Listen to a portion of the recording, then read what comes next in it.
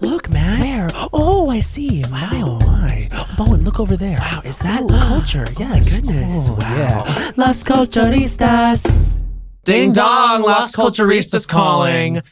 Now, I have to really check in with you because you are, as of 2 days ago, officially a New Yorker again. Yeah, it's now happened. Yeah. But I will say, the thing about moving is then you have to like do that process. And I can't believe what I'm finding in my closet. Yeah. So one of my best friends, Melissa, came over and we went through all of my clothes and really, really, really said, does it spark joy? I guess we did like a Marie Kondo moment. Full KonMari. So much of my shit did not spark joy. It's okay. And I'm like, all this stuff that I was around didn't spark joy. And it literally was, you'll find it weighs you down. Like, have you done like a deep like donation moment? I do like a quarterly purge and it's still not enough. No, it's still not enough. Yeah. And I don't consider myself someone who like shops egregiously, but I guess like we've all been made to be like, I guess I need that just because it's like you hit a call to action and then you hit add to cart and it's in. It's, you know what it is for me? It's like stuff you accumulate at things where they like give you a shirt. Mm-hmm. It's like, oh no, I need that Yankees pride shirt. No, you don't. Oh no, I need that that shirt that says like that niche phrase that I'm into this week. I found a shirt the other day. What'd it say? That I got from, it was from the game show Writer's Room. And it said, "You want to fuck me, Barbara?" Which is a line from Notes on a Scandal. Which literally there would have been one time to wear it. And it's when we had Cate Blanchett on this podcast and I didn't wear it. do it. So I gotta say, thank you to the Writer's Room of Game Show for that gift, but it's gone. It had to go in the Marie Kondo move. Hey, that's okay. Now, would you, I'm going to posit something. Okay. Would you be okay with me, let's say, looking at a shirt that says your Lisa Barlow, I care a lot for me too shirt. Not that I've done this. Would I dispose? Would you be okay with me disposing of I that? just got rid of it. That's okay. And I thought to myself, because when you're on like I remember I think probably was watching Salt Lake City Housewives. She said, what was it? She said, I care about me too. I feel for me too. I feel for me. I'm sorry. I feel for me too. I butchered the quote. And at the moment I was like, wow, that's amazing. You go on, whatever it is, like Etsy or whatever, and there it is as a shirt, and you say, well, I got to buy that. You go on Redbubble, it's there. If you buy every piece of merch that has a cute housewife saying, you're going to be living in shit. And that is rule of culture number 40. If you buy every piece of merch that has a cute housewife saying, you're going to be living in shit. And I've been living in shit. And I tell you, I can breathe again. I know. Isn't that nice? Yes. And quarterly, I'm going to pick that up from you. Quarterly's nice. And it's just nice to be back in New York when you have sort of dusted off the internal cobwebs for yourself. Like, I hope it feels fresh for you. We're getting some rain today. You know what? I was moving in the rain yesterday and they had closed down my street because of a bicycle race. And I said, you know what, Matt? You wanted New York back. You're getting it back. That's what it's all about. And I'm happy. I'm thrilled. I love my new place. I know it's it's still slowly coming together as it's the process, but like returning to New York, we were just talking to our guest about this because our guest is an iconic New Yorker. She has a prodigal return, as it were. Prodigal return. In fact, fantastic new book. Yes, the new book is actually, it's not only, very much like the definitive, I would say, biography on Marsha P Johnson, but also this is a queer history of New York. Yeah. And that is something that I really loved about it. And we were just saying before we got on, like specifically this area, your Christopher Street, your West Village, your Stonewall area, like we have so much personal history there. And I'm so proud to have that history. Yeah, me too. And reading this book made me so proud. She has such a deep history with this part of town, truly. The definitive. Which I want to talk about this because there's like a Nashvilleification of the West Village that's happening right now, and I would love to talk about this. Oh, we should talk about it. We should. Our guest is a filmmaker, an artist, an archive, one of the great queer archivists that we have. I reached out to her for the first time because I was reading Faggots and the Friends Between Revolutions, and you wrote such a beautiful introduction to that. And I was like, I have to reach out to her. Like, this is one of the most beautiful pieces of queer writing that I've ever read. And I think I DM'd you. Yeah. And then I was like, hi, I'm just like a fan. Like, you wrote such a beautiful thing. And then when it was announced that you were writing like the first ever Marsha P Johnson biography, I got so excited, and then I'm so glad this worked out so that you were on. Yes, the book is Marsha, The Joy and Defiance of Marsha P Johnson. May 20th. She's just one of the most important icons we've had in our history, and to know that such an exhaustive, brilliant piece of writing now exists, it's just beautiful, and we are so proud to welcome you to the podcast. Please welcome to your ears, Tourmaline! Hi. Thank you both for having me so much. Congratulations. Thank you. Yeah, I'm really excited to dig into it. And I mean, yeah, like we're like, it's just such a it's not just Marsha, it's that area. You bring it to life beautifully. Oh, thank you. Yeah, I mean, I have spent so much time on Christopher Street. Yeah. I started going there as a teenager when I was at Columbia, taking that slow one train down. And that's where I found my people. That's where I found like queer, trans, gender nonconforming young people just taking up space. We were turning up the volume of our life. Like we were being all of who we were. And also we were getting, noise and resistance. The people who lived there weren't into us. The police weren't into us. And yet, similar to Marsha, that was just a jumping off point for turning up the volume more. So, That's a beautiful way to put it, though. Yeah, it's really beautiful. I mean, like, if you're lucky in life, like, it's just a big opportunity to just like gradually turn up the dial or have someone like knock it down and then you just keep turning it the other way. Yeah. Wait, I need to know about the commute from Columbia down to Christopher. The one train commute pre-iPhone. It was just long. Yeah. It was just, but I was saying before, like I live in Miami right now and I drive up to Disney World all the time because that's like my place of peace. Yes. But commuting for me is a place where I find clarity. It's like I fall into the daydream. I fall into the imagination as an artist. Some of us have studios, but for me, like New York City was my studio. Yeah. And the subway train was my place of like rest and respite. Yeah. I still get my best reading done on the train. Yes. I think I read most of the book on the train. Oh my God. Yes. And it felt right. And it did feel like it was connected and rooted in this whole like, I am a citizen, a denizen of the city. Absolutely. And like I am part of this grand fabric of people. And like you would pass literally the Sheridan Square stop. Yeah. I would be on the one and like pass Sheridan Square. I was like, it all happened upstairs. Literally. Yeah. And Marsha, I have a dear friend, Augusto Machado, who was part of the Angels of Light, Hot Peaches, early drag culture, right? And Augusto talks about how Marsha would be above the Christopher Street stop and be a symbol for anyone who, this is like the early 60s, right?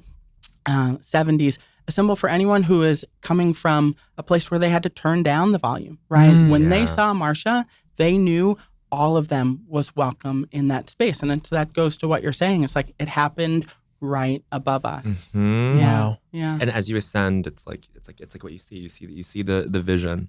I mean, you write like so vividly about, the time. Like I'm in reading about the Stonewall riots. Like it's just, you forget when you're there now, or like maybe it's more top of mind now as things get, more tense and over the past few years, things get more difficult.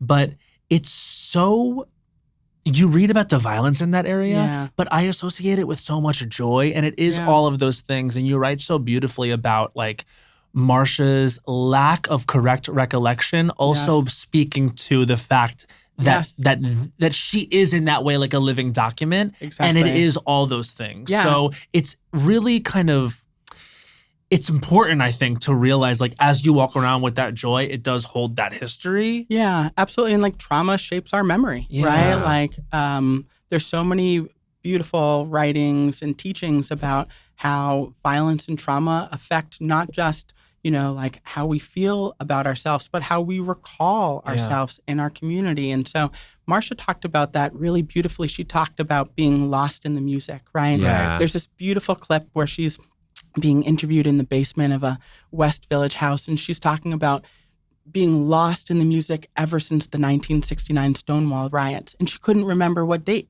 First she's talking about the 70s, and then like 1963, and then she's like lost in the music, the Stonewall, and then she recalled Marvin Gaye heard it through the grapevine, right? And that was the music playing on the jukebox when the police raided Stonewall. Wow. And so it's this beautiful, malleable, like kind of Piscean, she was a Virgo, but this Piscean way, you know? Are you, what's your? Pisces. I'm a Pisces. Scorpio. Okay, Scorpio, Cancer. Oh my God!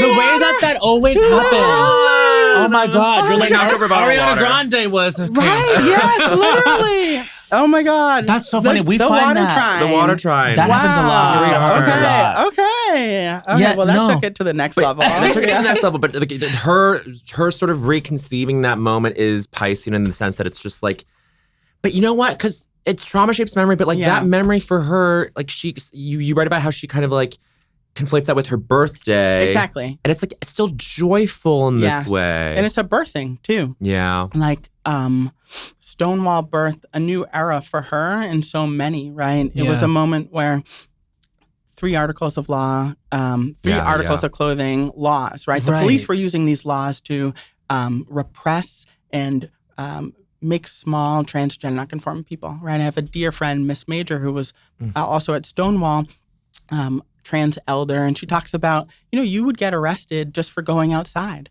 right? Marsha would be regularly picked up by the police, whether it was in Times Square or on Christopher Street, just by going outside. Yep. And what is so beautiful about that moment too is like she was reaching for a bigger sense of knowing that she mattered. And she did it from a place of turning over the table, right? When we're feeling really afraid, it can be so powerful to reach for anger, righteous revenge. And that was what Stonewall for her really was about. Yeah. There's this thing that happens where injustice is happening right in front of you. Yes. Something bad is happening right in front of you.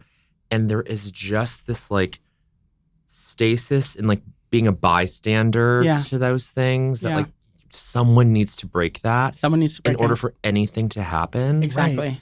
And it like calls upon you to be like a brave person. Yes. And the fact that like there were obviously brave people before Marsha and before Sylvia and before anyone who was there that night. Of course. But it does just take this like transcendence beyond yourself that Marsha was very tapped into spiritually to make you go, well, let's start the revolution. Because it's like also unbearable to live in a place of fear. Yeah. Right? Like it is, I've experienced this. I remember like I've lived in New York for a long time and I had many different kinds of expressions in New York. Like sometimes the volume of my life, I came out of organizing, right?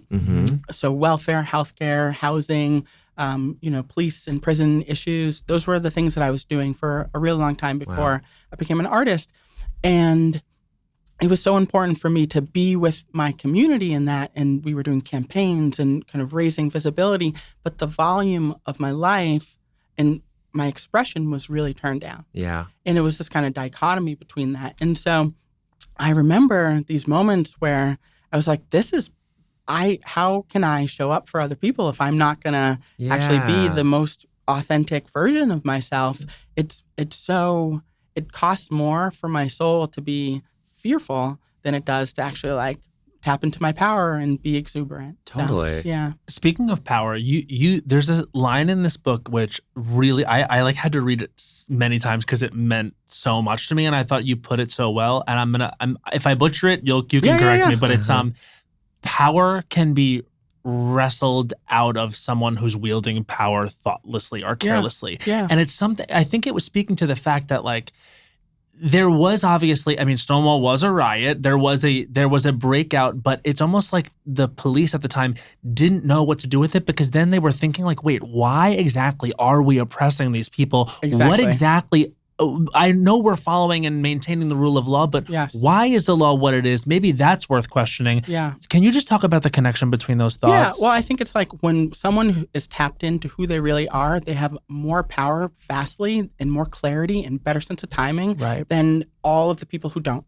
It severs your power, I think, on a spiritual way and an energetic way to be pushing someone down relentlessly. And so the people who were plugged into who they were, like Marsha, and took that like fearless moment and were like, actually, this is not okay, are connected to a well of resource that shapes worlds. And you saw it. So I think about that all the time. It's like with everything that's going on right now, Yeah. people who are trying to like erase our lives have a real kind of like, they're not tapped in. No. Right? Yeah. At all. They're not tapped into who they are. And so when we meet that with an abundance of spirit, an abundance of connection to those that came before and also those who are being pushed down, I think we have the resources. We do, because Yeah. oppression, the oppressor is not dialing up the volume on their life That's what I'm saying. by Yep. oppressing. That's exactly right. Yeah. But like we are kind of forced to, and I'm saying we in this sort of general sense, like Yeah. we, in our oppression, Yeah. our only option is just to turn up the volume. That's Even exactly though right. like despair is like the thing that's supposed to happen. Yeah. Despair is supposed to be like a transitional place for me. Like that's like the thing that like in my queer experience that I've learned. Yeah. Are you saying that you, in your drives up to Disney World, Yes. are tapping into your spirituality? 100%. Okay. Like literally, I'm listening to like my manifesting tapes. Yes. I'm Yes. like, listening to like Laraji and my music and whatever. And it's that to me, I'm absolutely tapping into it. What are you Yeah. doing at Disney? Okay, so I'm doing all of it, but Where are you most spiritually tapped in? At Disney? Rise of the Resistance. Yes! Yeah, I mean, like, listen, it's literally. art. It's art. It's literally art. Yeah. I'm reading Walt Disney's biography right now. I'm like Oh. halfway through because like honestly that I want to make art like that. Yeah. I want, and I hope and aspire that my art builds a world that people feel invited to. That's what the point of the book is like come into Marsha's world that is expansive, where you get permission to actually be who you are. Yeah. And so to me, I think about other people who create on that scale, and that's really my desire is like to create culture and art on that scale, whether through a photograph, a film, a book, or like a theme park. I feel, because you had an exhibit somewhere, you had a show somewhere where it was like a portal, right? Yeah. So at the Whitney Biennial This is was the Whitney a portal. Biennial, And then yeah. also I have work up at the Met and in the Afrofuturist period room. And it's two photographs, two self-portraits. One where I'm floating in midair in a spacesuit, and the other where it's like I'm back in time in the 1800s, kind of evoking this early trans figure, Mary Jones, lived on Green Street in Soho in the 1830s. And so the Afrofuturist period room is also like a portal, right? You get to step into a space that imagines that Seneca Village, which preceded Central Park, still exists, right? Wow. It's this question of like, what if we got to live freely? And then my hope is that people see in their own life, like, what if I act more freely, right? In this moment, in this moment, in this moment. So, yeah. Do you think that, like, just to speak about, like, because we're talking about Disney, and now it's funny because we were just talking before we got on, like, they opened Epic Universe and they used You're an portals. annual pass holder. Yes, totally. They Portals. use, Yeah, but right, they yes, literally use portals. Yes. Like that's Yeah. that's the language that they're Yeah. using. Portals into worlds, Yeah. not lands, not like bridges. Right, It's Totally. portals. Portals. And there is something about immersion. Yeah. And I was in the sort of oh my God, the girl who did the very long 4-hour thing about Disney, the hotel. I watched that. Yes. Yeah. What's her name? name? Lindsay something? No, Yeah, no. she does all these like long content videos. Yes, and they're yeah, so good. I really But love the she- hotel one. The hotel one was great, Yeah. and she talked about this concept of immersion. Yes. About how like it really feels like as entertainment and as experiences and as technology Yes. goes on and on and on. I think this is kind of what Westworld was obviously getting Yeah. at Totally. too. It's like Yeah. the kind of final frontier Yes. of entertainment and enjoying, these experiences. The goal Yes. being like full immersion. Yes. What do you think that is? Why do you think we're there? Well, I think, for me, like I make art films, right? And, or kind of like short films, And so I always think about, this is going to sound strange, but one of the first films I saw was Wizard of Oz, right? Mhm. And I Wow. think about this moment, right, where it goes from black and white to Technicolor. Yeah. And it did something to my mind, Yeah. right? It's a paradigm shift. And so I think immersion is really a paradigm shift. So I have a film, Salacia, that's at Tate Modern, and it goes from 1830s New York to Sylvia Rivera on Christopher Street along the Hudson River, which we called the River Jordan. And I was hoping to evoke that Wizard of Oz feeling that is like black and white to Technicolor, because when I'm immersed in something, I'm seeing it differently, right? Yeah. Like you are kind of like hacking or editing your reality in a Right. particular way. Yeah. And that almost speaks to Marsha P Johnson's recollection of the time, because she was fully immersed in the experience. Yes. And so she cannot see it clearly because she is existing within it. Whereas from That's the exactly right. outside, Yes. there are, of course, facts about when Yes. Stonewall happened. Yeah. But when you're immersed in the experience and therefore part of the atmosphere, Yes. you can't really be expected. Yes. And also there's some joy in that. And that you're maybe losing speaks yourself to that. into the moment. Exactly. It's like Yeah. when artists are or a musician is performing on stage. It's like you're fully there. You're Yes. fully channeling. Your or parameters change. The parameters change. And it says something about the fact that that the collective recollection of Stonewall, of the Yeah. riot, is that no one quite knows Yes. exactly what happened. But that's Exactly. that's like it's not just one person. That's not just Marsha Right. like not Yes. being able to recall it. It's Totally. a bunch It's a lot of of people because it's not. My friend Leah Lakshmi writes really beautifully about how riots are not sane events. They're No. not neuronormative events. Right, You're right. in an altered state. And I Yeah. think that speaks to what you're saying is like, you're not going to have total recall. You're fully in this altered place. Yeah, there was not like a first brick. Exactly. For shot There- glass. there- Exactly. yeah. Yeah, exactly. Even though there were people who were first rippling out, like Yeah. Marsha in the back room or Right. Stormé or, like Yeah. Nova. There were people rippling, but these were popping off simultaneously. Mhm. Yeah. I mean, you write so well in the book about the community that was built, not even around Marsha, but just with like horizontally with Marsha, just sort of like there as a leader Yes. in this space. But it's like, it's really wild that it all is contained in the neighborhood or on Christopher Street. Yeah, like that's her right. whole life Her just whole kind of life. began in a way, like her parameters changed on Christopher Street Yep. at Sheridan Square, and Yeah. then, has this tragic, almost beautifully mysterious ending too. That's right. where she Right on crossed- Christopher Right Street. on Christopher Wow. Street. Yeah. And Yeah. and then that's where everyone celebrated her life Yeah. after, they spread her ashes at the river. Like the fact that it's so local and yet so globally Yeah. impactful is always what's kind of crazy to me. Yeah. Like it happened right there. Like the start of queer liberation happened on Literally. that street where like there's Yeah. McDonald's 2 blocks down or whatever. Yeah, and it used to be a stream. Like it was one of the longest streets in New York. I kind of go into like the history of the Mhm. city a little bit, Mhm. and it was like a water. Us all being water science, it was a Yeah. water pathway. Christopher Street was way hundreds of years ago, and it had a flow and kind of like it in a lyrical sense, it mirrored Marsha's flow. When I was writing the book at the end, I lived on Christopher Street. I lived on Christopher and Hudson, and it was so trippy to experience how, Marsha had a birth, a becoming right at Stonewall. And then there was a moment, an ending, not the ending of her, but an ending Yeah. of on Christopher and Hudson in the water. Yeah. And so it's so profound, and how could it not raise these kinds of spiritual questions? Yeah. I really do believe that, and this is where I'll get Piscean woo woo, Yeah. but there are places that just have energy. And I do think that intersection has energy. Yes. There is an energy there. It is thick. You are more powerful there. I Yes. will always have such gorgeous memories. This is when Bowen and I were in our mid-20s. I was dating Henry Kapersky, shout out, and he would play the piano Yeah. at the downstairs duplex. Yep. And we would go, and Bowen would do the most incredible performance of Lady Gaga's rendition of Bang Bang by Nancy Sinatra. Wow. And I will just never Wow. forget the people Okay. coming up to the window and looking in, not knowing it would be, Right. future superstar Bowen Yang. Literally. But it's just, there was something about it.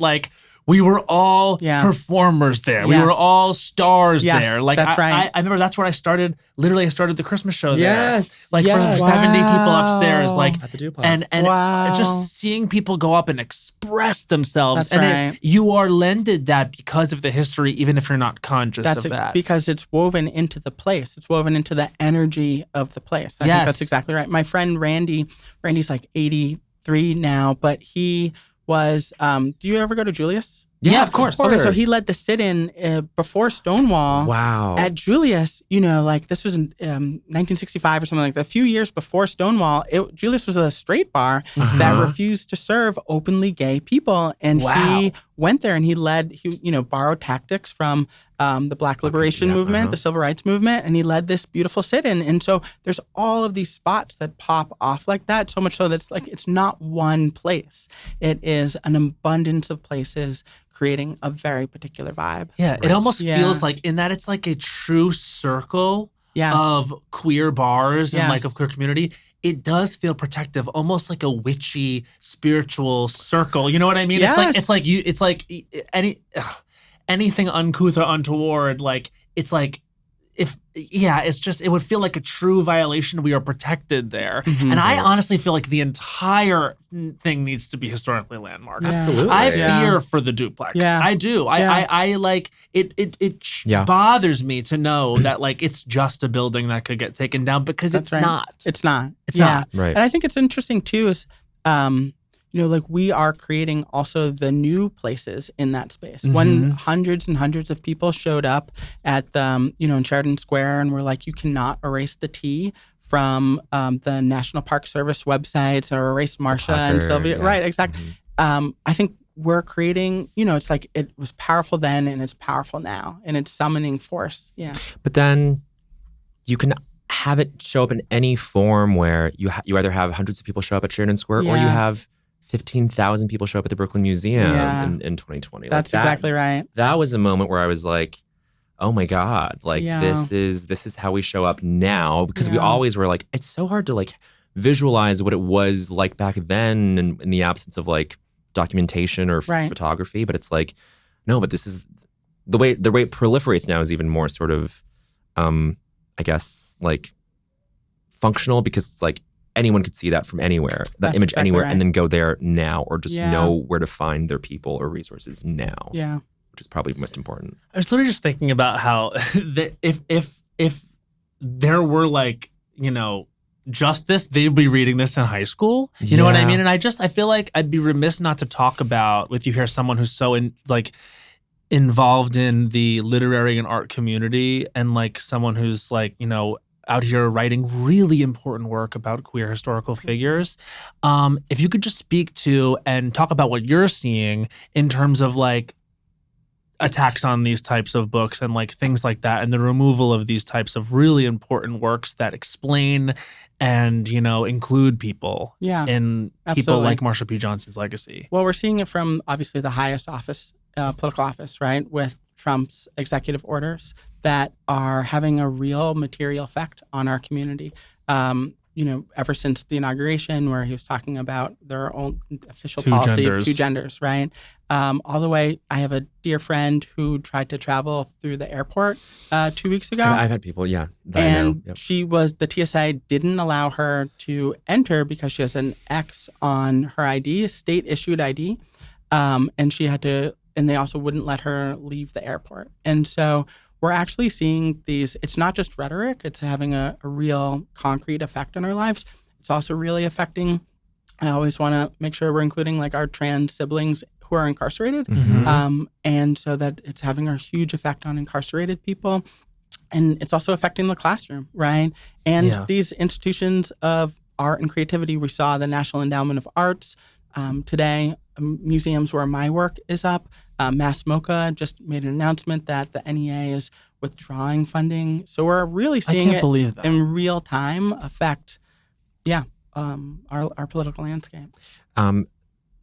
So many like organizations of like any size are like losing out on all this NEA stuff. Where like Bafo, I heard, is losing out on NEA stuff. Yeah. Like a lot of these, really, I feel like the only way that I have known how to be present because of scheduling stuff, and like I literally can't even like show up like in any place outside of work right now. It's like, okay, like Bafo is raising funds. Let's go there. Let's drop some cash there. Let's drop some cash for the doll invasion in August. Like let's just like plop some little windfalls wherever we as in me, like I'm trying to do that in the only way that I know how now, because it's like we cannot feel helpless in this moment. Exactly. Despair has to be a transitional phase. It cannot be the terminus. That's exactly right. I think to me, an organization that's near and dear to my heart is the Trans Justice Funding Project. So I've been raising funds for Trans Justice Funding Project, which gives funds to rural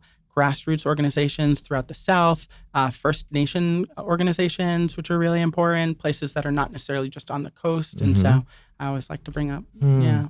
I mean, is it how much of this do you have to sort of like hold in your mind like at any given time? I feel like you are in your work, you're so expansive, and the people that you think about that I feel like there is this like there must be some weight to that.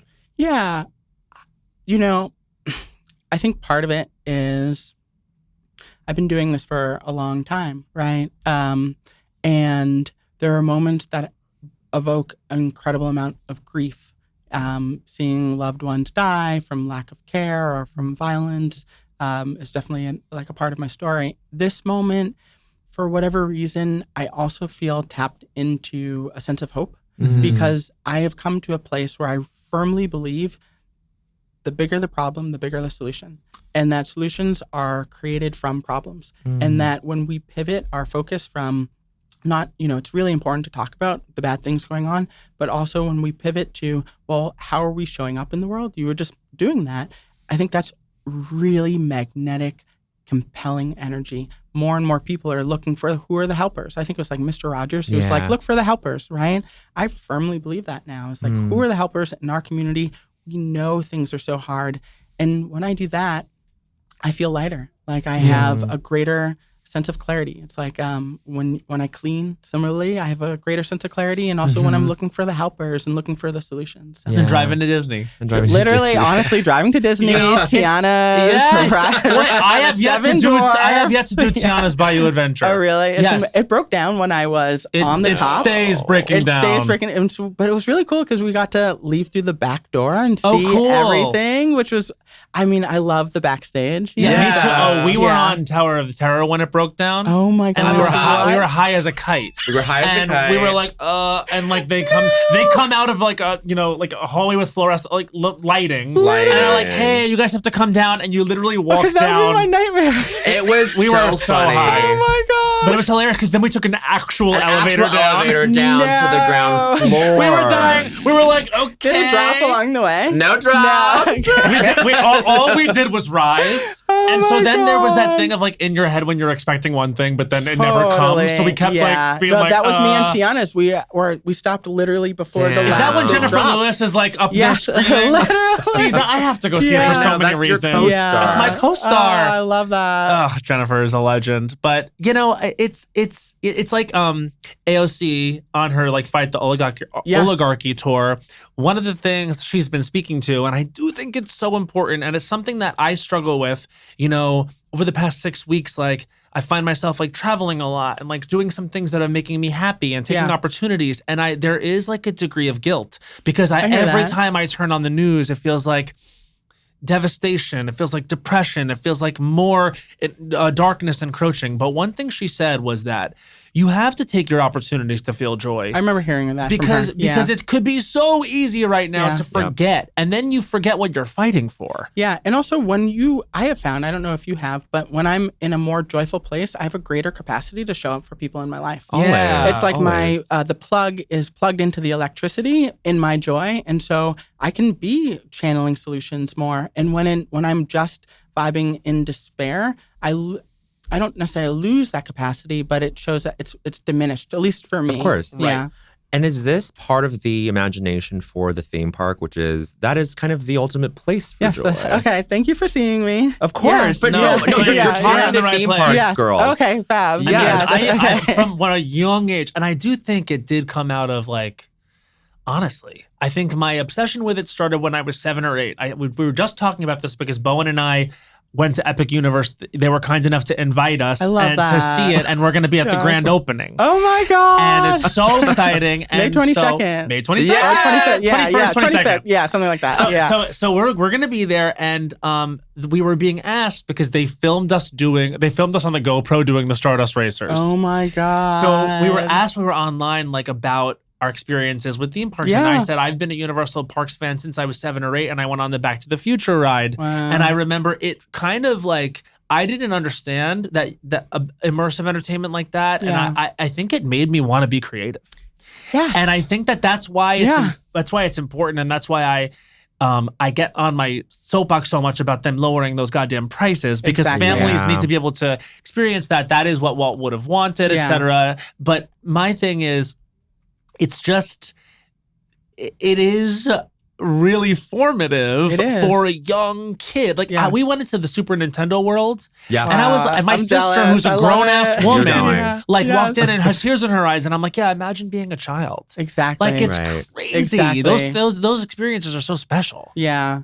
I can only go so often because of the Florida discount, Well, yes, which is incredible. Sure. It's like it's much more discounted. Everyone should have access to places of that help them plug in their light to have a greater sense of like imagination. yeah. You know, there's this moment where I think it's Kevin Costner talking about riding the original Disney rides over and over and Uh-huh, over again. uh-huh. My whole YouTube algorithm is theme parks. Yeah. Okay, me too.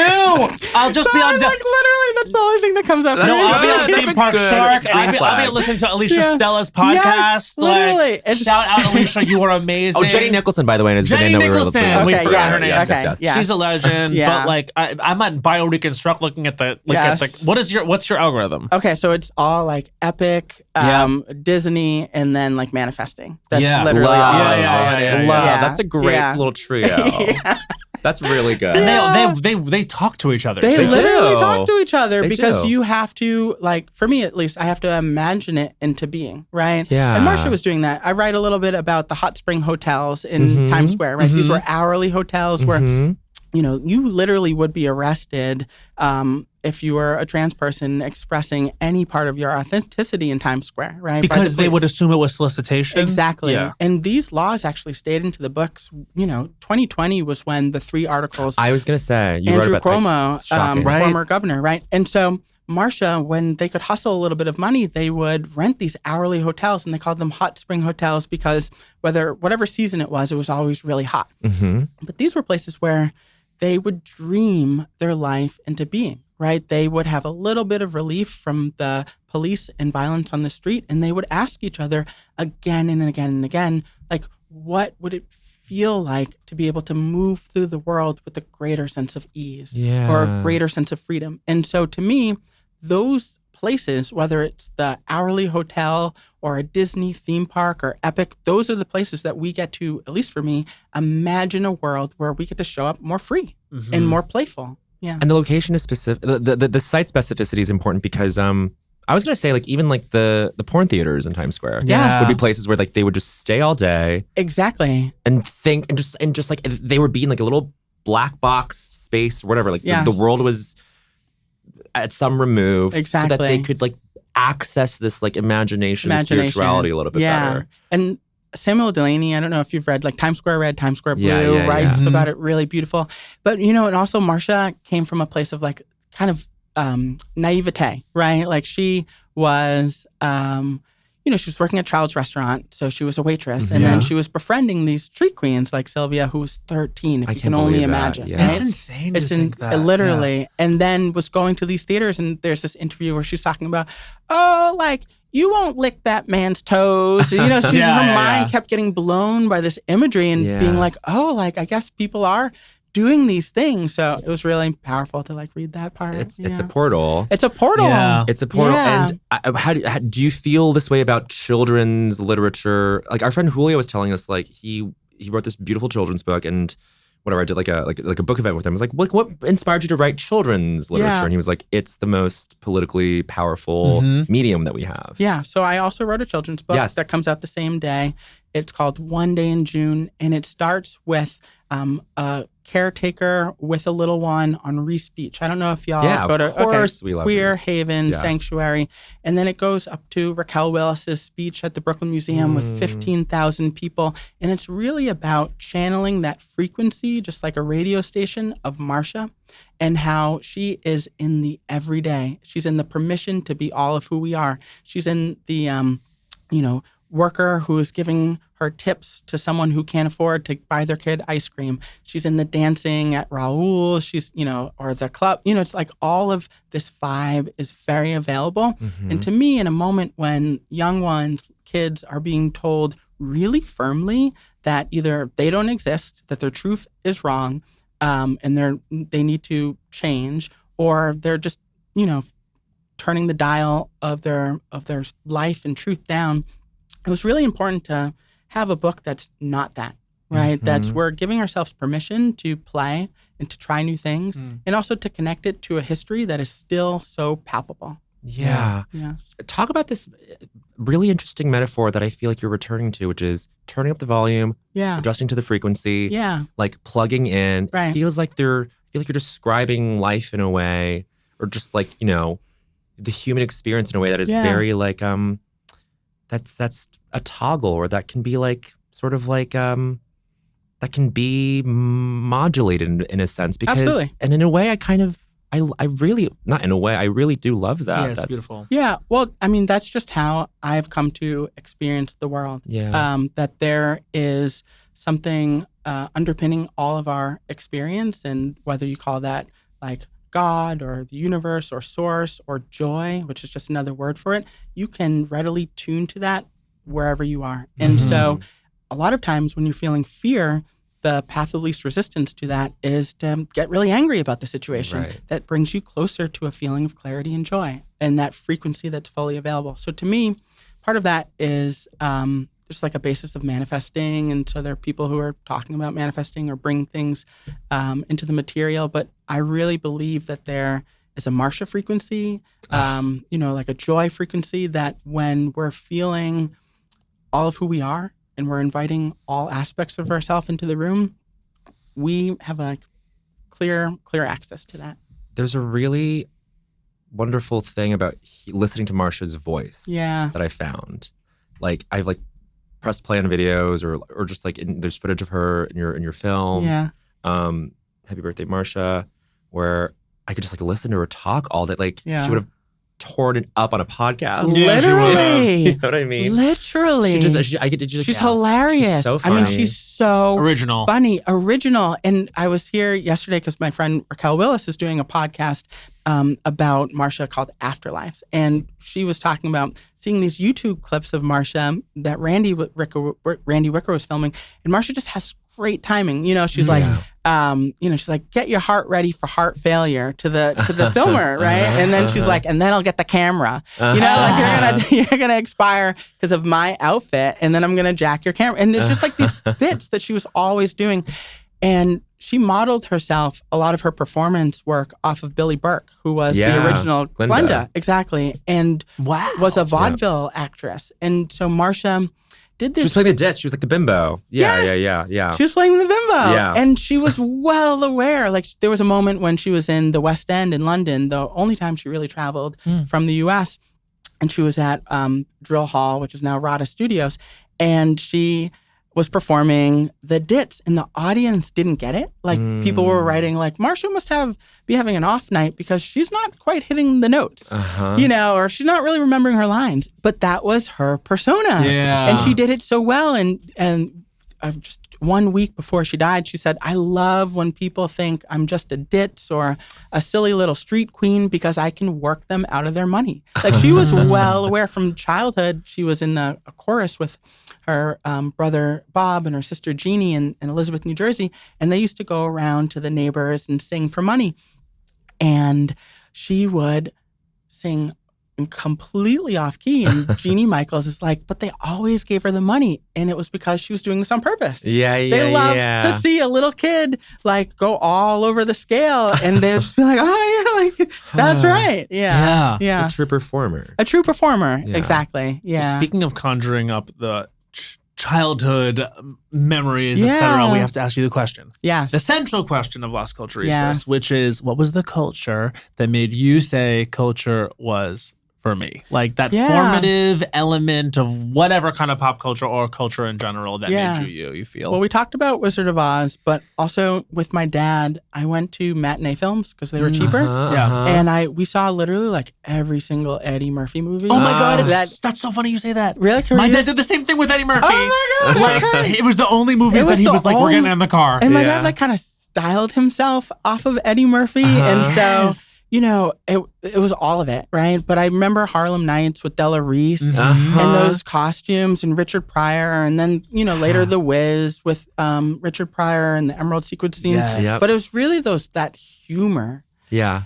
And which I lost for a little while. But I remember that we went to have a good time. We went to have fun. Yep. Yeah. And it was like everything Eddie Murphy. And so that really was like, jealousy is a good indicator for me because it shows me what I want to be doing. And so when I'm like jealous about someone's career, it's not like I hope they don't have it. I'm like, oh, I want to be doing that thing. You know what? Thank you, jealousy. That's really important. And I so think. it's like I can remember being jealous, as a little kid of all these people who got to act on stage. Yeah. And you're like, Me I too. want to be doing that. too. Yeah, and you get it in your head like you hate them. You get in your head that you hate them, but Yes. you really just want to do what they're doing, but don't know how to do it. That's all that Yes. jealousy is. And so to me, I was like, I can just remember Harlem Nights, Beverly Hills, all of the Beverly Hills Cops, like Golden Child, all of them where I was just like, I want to be one of these people on screen, like having a ball, having a tea. I was jealous of Raven for being in Dr. Dolittle too. Oh my God, yes. Because like she gets to play Eddie Murphy's daughter. Yes. I don't know why. I was like, No, I want to be Eddie's son. My dad put me in that car and said, "Get in the car," and we went to see Nutty Professor 2. Oh my God, Mind-blowing. literally. The Clumps. Oh my, the And Clumps. with Janet Jackson. Janet in the second one. I could tell it was for him. Yes, totally. But I had so much joy because Yes. my dad was sharing something explicitly with, and he never took me to the Yeah. movies. It was No, that, and I totally. told you, Good Burger. And Good Burger. Wow. But Okay, Eddie yeah. doing drag and so many exactly. movies. It was exactly. mind-blowing It's as a mind blowing. child. Yeah, it really Where'd is. you grow up? I grew up in Roxbury, which is Nice. a part of Boston. Yeah. yeah. So then, also it's so cool that Mass Mocha, like that you're there. Yeah, That's amazing. yeah, exactly. Yeah. But okay, can we do an assessment as a group about the movie Norbit? Because Yes. I saw it stoned out of my mind in high school, and I've yet Yeah. to rewatch it, and I'm nervous to revisit it because I'm like, this is gonna be so chaotic for so Yeah. many reasons. But is it worth? Like, I'm like, do I just like go home and watch Norbit sometime soon? I think so. He's a genius. He's a genius. He's a literal, and he's also kind of ahead of the curve in a very particular, consistent way. Yes. Where I feel like so much later you might be picking up something that you didn't see at first. Totally. Yeah, so. I feel like something though that like it's fucking sucks to have to tackle this type of thing. Yeah. But I feel like we're talking about a couple of things where there are like kind of there's elephants in the room, right? Yes. There's an elephant in the room with Eddie Murphy's homophobia. Yes. There's an elephant in the room with Epic Universe having Yeah. Harry Potter and the J.K. Rowling of it Absolutely. all. I just wonder, like, how do you personally navigate that and filter that? Because I find myself having a really hard time with it. Yeah, I think with Eddie Murphy, I'm delirious. Yeah. Of course, these are in the past, in the et cetera, past. but I think yes. it's interesting because when I say my dad really like styled George Gossett Jr. himself off of Eddie, like it was all of it. It was also the homophobia and transphobia, right? Yeah. And he died in 2010. And in a similar way that I have a kind of like spiritual relationship with Marsha, I have one with my dad where it is really easy to see now that people who are saying the most kind of like intense, vile things also around HIV and AIDS and, like it's all of it, course. right? Yeah. Are either like not, you can tell that they're either not, they're sadly not surrounded by our community, Yeah. right? Which in and of itself is, you're missing out on such a blessing. Yeah. So that's like a place of, like, girl, like you are really missing out. Yeah, it sucks for you. Like it sucks for you. And then also when people are doing that, it's so clear, no one who's feeling really good about themselves is consistently attacking another person. Right. I just don't think, I don't think that yeah. you can be in a place of joy No. and also be pushing against No, someone. she's not happy sitting in her house. That's what I'm on saying. Twitter all day. And so to me, I'm like, I just have a place of, I think I give like maybe Eddie Murphy a lot of grace around, okay, you were young, And that's a long time And doing ago. Long time comedy. ago. Yeah. fame from a family that maybe, I don't know. I'm just like, you're a famous young Black person, and all of a sudden, everything that you're saying is the talk of the town. Of course. Sure. And so it's not like my dad who says homophobic things and then no one knows about, Right. but it's everywhere. And so to me, I'm like, oh, this is so sad for you. Right. And also, I don't know, I have such a a warm spot in my heart around Eddie Murphy. Maybe Yeah. because Sure. and with J.K. Rowling, she seems so miserable. yeah. And I'm just like, what's going on there, girl? Like, Yeah. something is going on Yes. because you are so going out of your way to attack like my community Yeah. when we're literally just being alive. Yeah. And then the celebration of the UK Supreme Court. I don't know if y'all saw Yeah. Look at the that. cigar Of course. photo. Yeah, It's disgusting. there's something so intense going on if a symbol of freedom, a symbol of expansiveness is causing such a knee-jerk response that you have to go out of your way to attack it. And so I'm like, you are not connected to what I'm about, right? Yeah, like right. you can't be in a place of pleasure and happiness and joy when you're going out of your way to do that. And so with her, I don't know. I'm just like, bless you on your journey. You're Yeah. either going to figure it out now or like when you're immaterial. And Yeah, I don't know. Immaterial. But Yeah. it's like the only way I can rationalize it with her is that it's like, oh, you got so rich and famous off of writing this morality tale that your set of morals, your code of morals is sort of indisputable, and it's the only Yes. thing, it's the only correct thing in the world. And totally. that the mechanism by which she's putting down trans people is by victimizing cis women in a way that is like more dire than it's Literally. in a way that is in a way that it's like not happening. It's like it's Yes. fabricated. It's completely, all of it is fabricated, right? The fear is completely fabricated Yeah. because the scary things that they're talking about aren't being committed or produced by trans and gender nonconforming people, which are such a small part of the population Right. and are like, we're just trying to live. Yeah. This is a fabricated like fear response to either not being able to figure out the economy. So you're blaming like trans kids, you know, it's Yeah. like, Yep. and or whatever's going on with JK, like not being able to figure out her own stuff. And so to me, it's completely Did y'all go into the Harry Potter ride? I mean, we did. Speaking of, Yeah. I mean, but the thing is, like, this was and I struggled with it. Yeah. And my thing was like, you know what? I just thought about relatives that I have that now have really gone hard for Trump. Yeah. And I can't recognize them Yeah. from what they were when I was growing up. And the fact is, they're not the same person, but they will not take my memories of them from when I was a kid. Yeah. And so I kind of just said, like, you know what? She is not going to ruin Yeah. this thing for me that, like, made me want to be creative, made me want to be who I am. I love that. And my thing is just like, I'm just not going to let her have that. Yeah. I'm not going to let her cloud, That's right. like, ruin this, like, experience for me. And the thing, too, is just like, you know what's great? The dark universe. Yeah, that's what The I heard. dark universe is amazing. And How to Yeah. Train Your Dragon universe, but we had So we I've never seen the movies. I loved it. Totally. So I love charmed. that. Okay. I That's mean, wonderful. The Harry Yeah. Potter thing is, it's definitely, I understand why they did it because it's such a cash It's an IP. cow. Yeah, of course. But and I will say the ride is actually kind of cunty because it's like Dolores Umbridge's trial, and I'm like, God damn it! Why am I walking in here having feelings when it's like a trial ride? It's like this. It's like so gay. You know what I mean? It's like you're walking in, and it's like she's on trial. We're gonna watch her be named guilty, and she catches free, and Imelda Staunton comes back and gives like a fierce performance, and you're like, my oh God, God. JK, shut the fuck up. Shut the fuck up. That's honestly. But where are you so at with it? kinda- Will you go in there? I mean, yeah. Yeah. Because it's like you would not be abandoning anything about Right. your transness by Yeah. going there necessarily. Yeah, Right? It's like, wasn't it kind of revolutionary? Isn't it like Yeah. people showing up to places where they're not wanted is kind of like Yeah. Yeah, sure. not the revolutionary thing to do, but kind of like the It's thing that transformative to be in a place where they're not up to speed with your beauty or your value or your worth or your Absolutely. deservingness, and to just not turn your dial to that, but to like, actually, I belong everywhere I go. Right. And Exactly. including this place that I love. Yeah. Especially as like someone who's like, it's such a crazy moment in theme park history too. Yeah.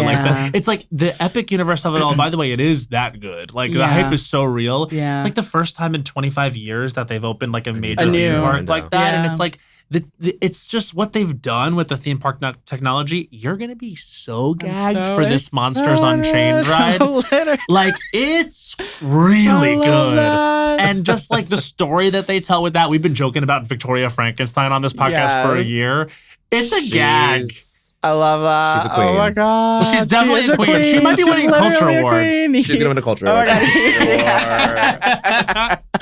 Oh But my it's a lot of God. fun. It's a lot of Yeah. And we are the representative. We are the ambassadors of Celestial Park. That's right. Of the Which is our- Of the Hubland. It's our Yeah. official title now. I heard it was also like the Hubland's pretty chill. It's very chill. Yeah, and so it's like if you're overstimulated, maybe you go to Celestial Park Yes. or whatever. It Yeah. feels like Epcot in that way. Yeah, You know what I mean? was just at Epcot for the Flower Garden Festival. It's beautiful. It's so beautiful. It felt like the Brooklyn Botanic Gardens Yes. with Guardians of Galaxy. I know. The thing I was most gagged by were those bonsai trees. Yes. The oh my bonsai God. trees are 700-year-old so- bonsai Yeah. trees that are just out there. It's Yeah.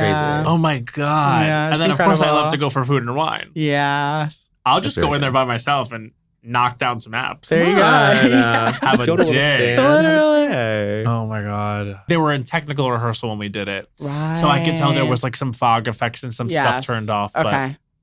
they're going to figure Well, it out. I'm excited. Does Yeah. newness kind of like have this like counter force to it where it's like it makes you nostalgic? Because like, going to Epic made me want to like go to Universal and just go on the old rides, or just go to Disney and go on like the classic rides too. And I'm just like, oh, this kind of opens it up to like everything for me, where I'm like, I want to do it all. Yeah, honestly, part of, with Marsha is like part of when drag became so pop culture, Mm-hmm. I was so interested in the origins. Yeah. Right? Like, I don't know if you're familiar with the Angels of Light, but they came out of the Coquettes in the Bay, glitter beards. Like, so Mhm. many of the looks that we're seeing these days came from like Marsha, Angels of Light, and also the Hot Peaches, right? These like Mhm. early 60s, 70s performers. And so to me, I'm always about like that nostalgia. I'm a Cancer, so like Yeah, the nostalgia Uh-huh. of it all. But yeah, I fall into that. I went to Islands of Adventure for the first time when I was 16 in 2000. Mhm. And it blew my mind. There was like the dueling dragons Oh, yeah. and all of that. Yep. And then I Iconic. went, I hadn't gone back for so many years, and I wasn't sure like, how's it gonna, is it gonna feel comfortable? Is it gonna feel safe? And the thing that I really was paying attention was like, oh, like I remember when I was this year old and I was blown away, and now it's like evolved into this other beautiful thing that's capturing my imagination. Mhm. So I'm kind of like in between that nostalgia and the wow, the Totally. evolution of it all. And like I think I went to like a La Mama show Oh, like, Mama, yeah. like 10 years ago or Yeah. something. And like Mhm. I think you like shed light on like the way that like all these different theater communities were intertwined together, especially in the Yes. 70s. Yeah. Or especially when Marsha was performing in them. Yeah. So like was Hot Peaches and Angels of Light, was that coming from like Theater for the New City? No, like break it down for me. Yeah. So Marsha performed at Theater of the New City Yes, with the yes. Angels of Light. Got so it. like by the Jane Hotel right now. Yep. So, and also La Mama and all of these really beautiful places.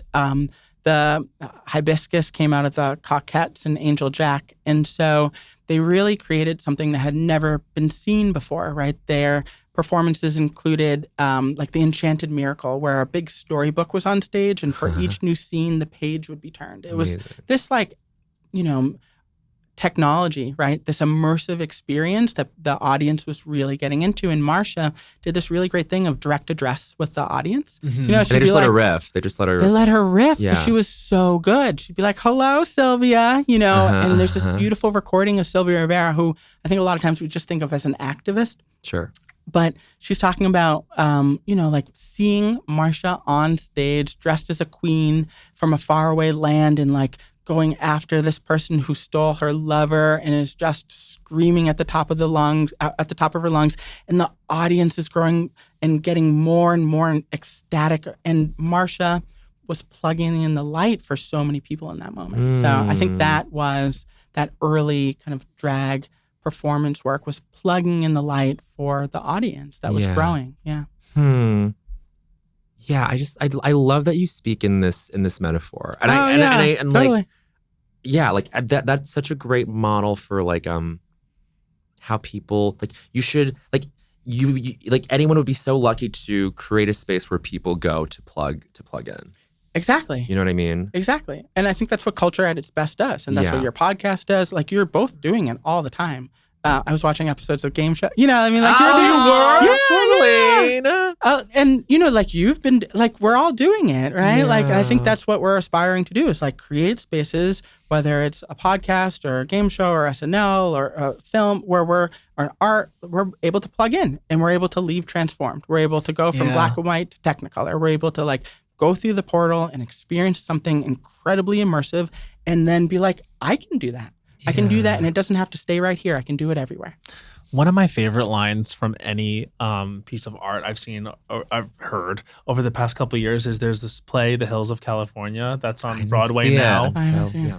And there's this beautiful part where she goes over to the piano, the character, and she says, you know, talking about music and talking about songs. She's like, a song is just a place to live for 3 minutes. Yes. And I was just like, that's why music is my escape.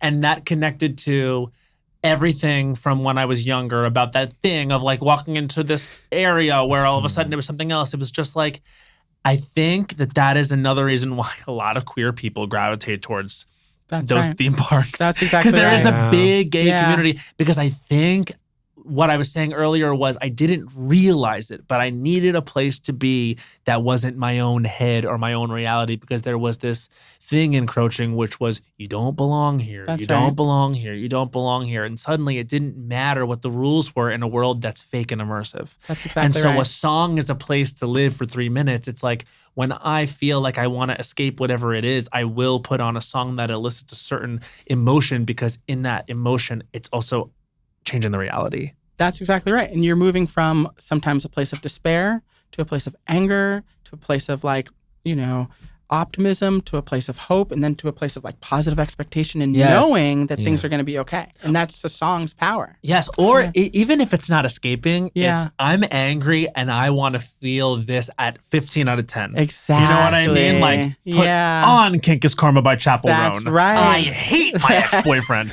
You know what I mean? Like, it's like, I need to sob because I'm grieving. I want to party so I'll listen That's to this exactly party song. right. I want to feel like you know what I'm saying? Yeah. Is it's like, it's turning up the volume. That's exactly right. On that emotion. Yeah, that's exactly right. Wow.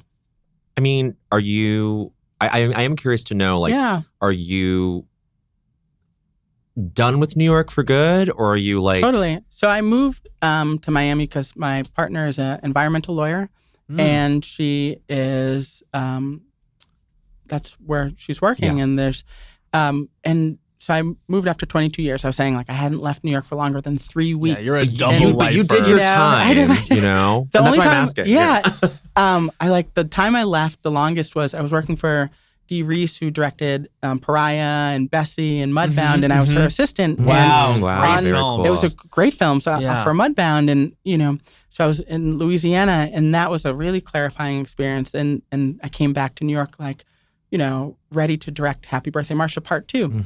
And I think I'm having a similar powerful experience where I'm so grateful for the artists and the organizers and the friends in Miami who are really received me so warmly.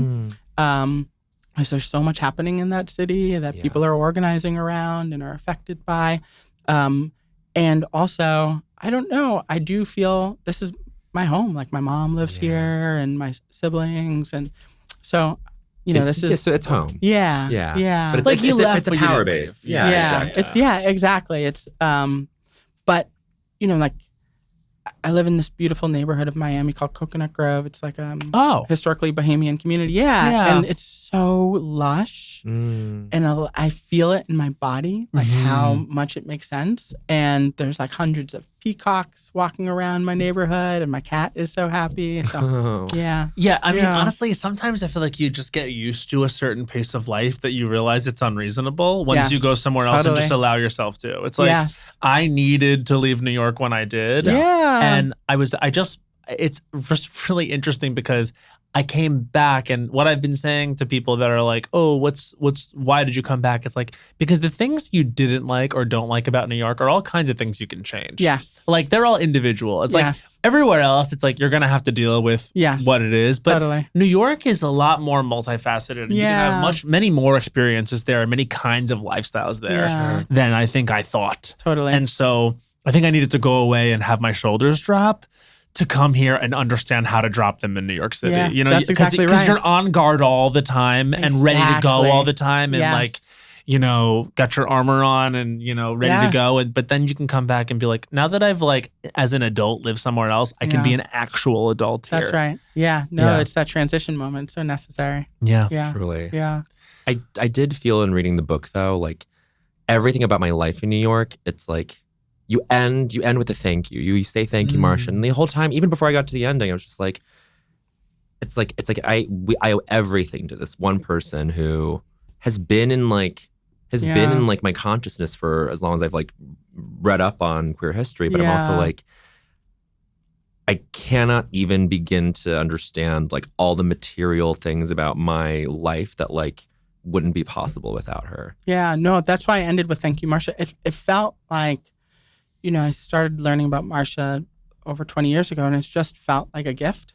Mm-hmm. So to know her in a particular kind of like spiritual sense, and to get close to the people who I named who are still around here right now in a kind of physical sense. And so that's the spirit that I hoped to offer through the book. Yes. It's like, I received this gift. I would love to share this gift with everyone and take it how you will. But for me, it felt really important to move through that spirit of generosity. You've imparted that in such a huge way, and like just down to like my own individual history, and like Matt's too. Of like, oh my God, like that Downstein. Was it a sit-in or what would you call that? Yeah, so they, so Marsha Weinstein, and Sylvia. sorry. The dining hall hall's called Downstein. Exactly, Yes. They had an occupation in 1970, September, of Weinstein Hall. They took it over, right? They were street queens living in Washington Square Park, and they were like, NYU, New York University, is refusing to have gay dance parties in the heart of this, you know, haven for queer and trans people. That's not okay. We're going to take it over. And it was this really beautiful moment where they were modeling what they dreamed up in those hourly hotels. They dreamed up a sense of connection and community. Marsha was making food. They were, you know, kind of modeling after the Black Panther Party too, where everyone was invited to eat. And so they were just like creating the world that they wanted to live in. Sometimes we call that prefiguring the world that we want, right? And they were doing that kind of prefiguration. And they were in the basement. They were in the basement. So, which is where the buffet dining hall was. When we went there, it was where you would go to like get your hangover omelet. Oh my God, I love that. And like the fact that like yes, that's where they were living. It all started like a year after Stonewall. This is where like this was like the extension, the continuation that was happening. Like where like I was like eating my home fries. That's exactly right. Crazy 40 years later, me. I'd be bitching about the craft of writing. Literally. You know what I mean? But, Like, but we wouldn't have gone to like NYU probably like I think you were writing at the time like also wasn't really even admitting a lot of queer students. Exactly. And It's wild. it's like we're there because of them. Yeah. Because they were doing these incredible, like, they were dreaming about things in the basement of NYU where y'all were hungover about like access to gender affirming care, right? They were literally talking about access to medical care. They were talking about also for things that didn't directly affect them, for cis women to have daycare so that they could attend college, for college to be free, for housing. It was really important for them to dream up, because they knew that you two would come along and be the beneficiaries of the dream, and you wouldn't need to necessarily do the same thing. Like it's I think you write about this in the book where it's like their transness was the thing that like was able to confer like possibility onto like a mass group of people, like the world, exactly, like the literal world, world. I learned so much reading this. Thank you such for a good job. reading it and engaging in it. This face should be on the dollar. Yes, first of all, I want to live in that world, and literally. it's just amazing. And you did such incredible work, and I have to imagine that this was not easy and must have took years. I was writing for 5 years, and then before that, it was like 15 years of research. But it felt like a gift. Like it honestly felt, every time I learned something new or I met someone who was grumpy and lived, and who knew Marsha, but ended the conversation really joyful. All of it just felt like a gift. But all of that is exactly what we were talking about earlier with like, the lack of, quote unquote, correct recollection. It's like, people are all the things. Exactly. And that is what makes her not just, someone who's a source on Stonewall and that area and that time, but she is that time. That's and that exactly right. it is all of those things. And so we're gonna do I Don't Think So, Honey. Yeah. But May 20th. May 20th. Marsha. Okay, I have something for I Don't Think So, Honey, Okay. and it involves my sister. Okay. You. All right. This is me. All Yep. right. This is I Don't Think So, Honey. This is our 1 minute segment in which we take 1 minute to rant against something Yes. in the culture. Matt Rogers has something.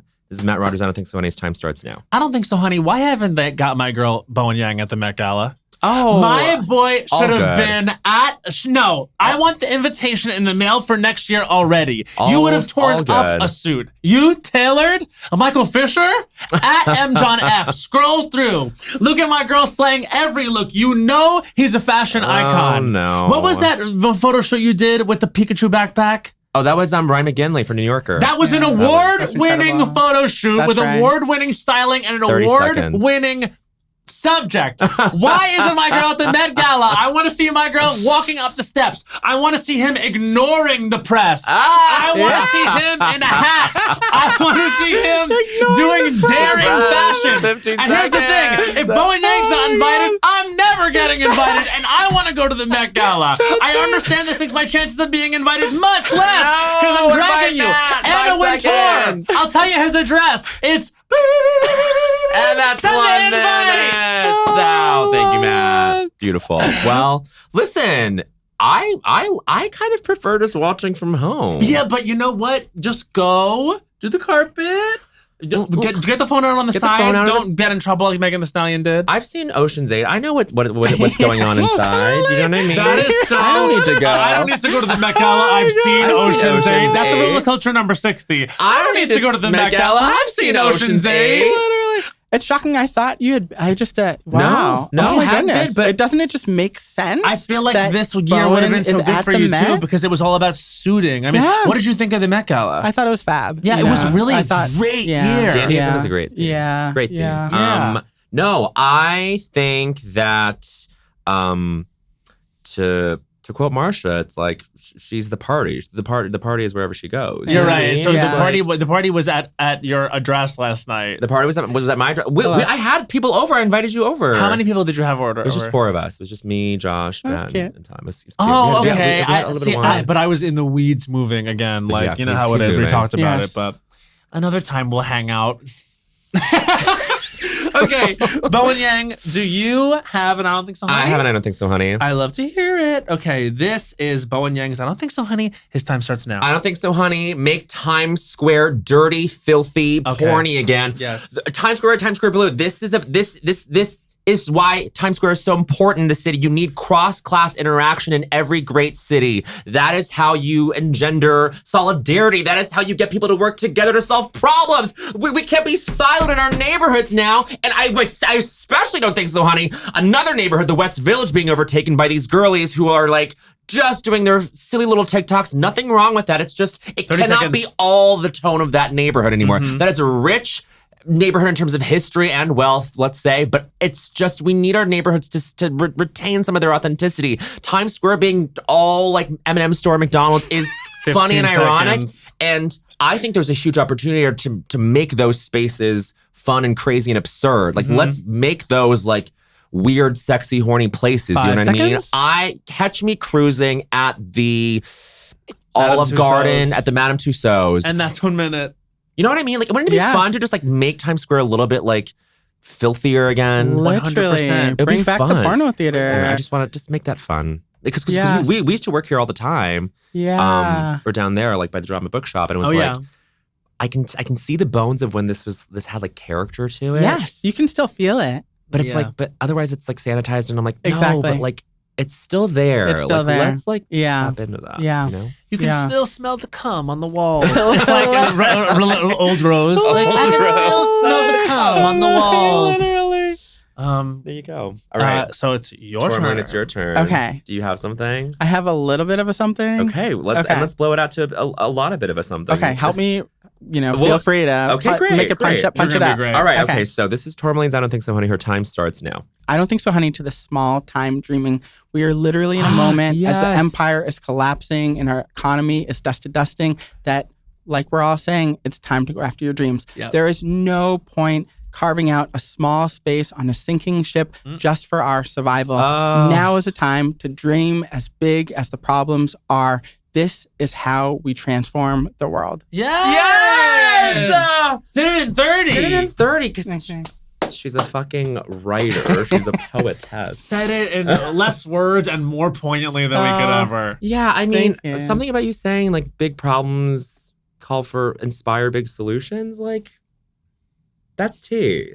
I really feel that way. You know, Like I really, really feel that way. And this is the actual time. Exactly. Mm-hmm. This and you can feel it, right? Like Yep. we can feel this thing not working. It is so clear that this, moment is illuminating how it's not lasting. Yeah. So why not? Mm-hmm. Like, why not be inspired to think of a dream that's a little bit bigger than the empire that's crumbling around us? Totally. Like, No. what is there to lose? What is there to lose? Yeah, absolutely. Literally nothing. I mean, Our theme parks. Totally. You've really done something here. Thank you. I mean, this is Marsha, The Joy and Defiance of Marsha P Johnson. It is out May 20th, and you would enrich yourself Thank to you. read it. You don't have to be queer. You don't have to be a New Yorker. You don't have to be someone that's interested in history. You can be all those things and more, and you would get so much out of this. It's beautiful work, and we thank you so much for coming on the show. Thank you so much for having me. It really means a lot. And it means a lot that you read and engaged the book and shared so much about how it affected you and your own stories. And I'm just thinking about Marsha and you in the basement of Weinstein Hall, time traveling with the two Yeah. drunk, up and coming girlies. When time is a flat circle, we did meet That's there. exactly You know what I right. mean? And That's I do believe exactly that. right. Yeah. Mm. Yeah. Thank you. Congratulations. Be in every episode with a song. We end every episode with a song. Don't you know that I heard it through the grapevine? Not much longer would you be mine? Hey, hey. Well, I'm realizing now, is that the melody? I think I had it. This is like the one Marvin Gaye song that I don't know. I mean, I used to know it because I used to do it on American Idol all the time. That's my little white gay Totally. ass. I On love American that. Idol all the time. Remember, there's just some Clay Aiken singing it. You know what I mean? Bye. Las Culturistas is a production by Will Ferrell's Big Money Players and iHeartRadio podcasts. Created and hosted by Matt Rogers and Bowen Yang. Executive produced by Anna Hosnier and Hans Sani. Produced by Becca Ramos. Edited and mixed by Doug Babe and Monique Laborde. And our music is by Henry Kapersky.